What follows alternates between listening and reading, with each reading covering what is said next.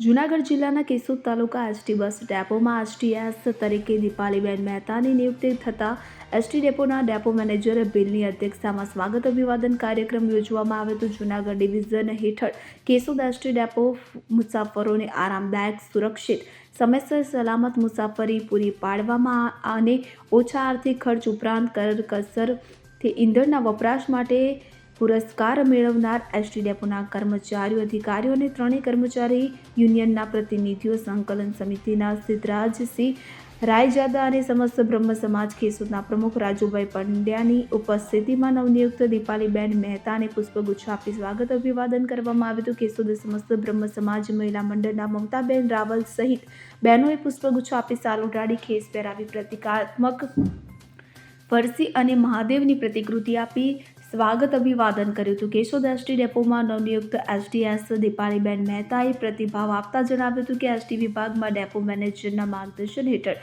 પરિવારની ભાવના રાખી ખભેથી ખભો મિલાવી કામગીરી કરી એસટી ડેપોમાં આર્થિક ફાયદો થાય અને મુસાફરોને વધુ સુવિધા ઉપલબ્ધ થાય તેવા પ્રયાસ કરવાનો છે. વહીવટી પ્રક્રિયામાં દરેક કર્મચારી અધિકારીઓની જવાબદારી સોંપવામાં આવેલી હોય છે, ત્યારે સૌ સાથે મળીને કામ કરીશું તે માટે સહકારની અપેક્ષા રાખી હતી. કેશોદ એસટી સંકલન સમિતિના સિદ્ધરાજસિંહ રાયજાદા, કેશોદ સમસ્ત બ્રહ્મ સમાજ પ્રમુખ રાજુભાઈ પંડ્યા, સમસ્ત બ્રહ્મ સમાજ મહિલા મંડળના પ્રમુખ મમતાબેન રાવલ સહિત ભાઈઓ બહેનોનો પણ આભાર વ્યક્ત કર્યો હતો. સમગ્ર કાર્યક્રમનું સંચાલન એસટી ડેપોના કર્મચારી ધર્મેશભાઈ પુરોહિતે કર્યું હતું.